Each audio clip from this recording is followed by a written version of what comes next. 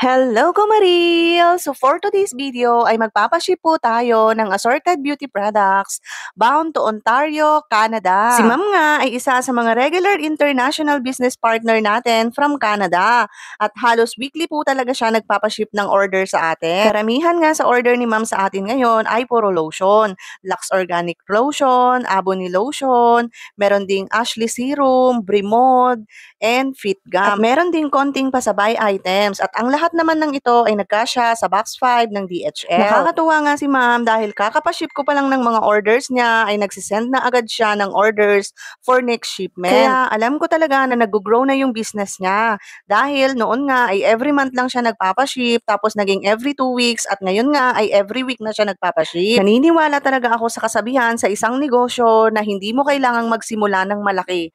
Ang kailangan mo lang talaga ay magsimula ka. Kagaya nga ni ma'am na nagsimula lang din naman siya sa maliit at konti lang. At ngayon nga ay halos every week na talaga siya nagpapaship sa akin. Kaya naman sa mga nagbabalak na magnegosyo ay simulan nyo na yan dahil hindi nyo malalaman ang resulta kung hindi nyo talaga sisimulan. Kaya sa mga kababayan natin na nasa ibang bansa na gustong magsimula ng mga beauty product business, abay i-message nyo na ako Kumarils para maging business partner na rin po tayo at para makapag-start ka na ng negosyo mo. Kami po ay authorized distributor ng mga assorted beauty products dito sa Pilipinas at kami na rin po ang bahala sa mga necessary documents na kailangan para mapaship ng maayos ang mga orders nyo. So paano ba yan? Hanggang dito na lang ang video na to. Thank you for watching and see you on my next vlog.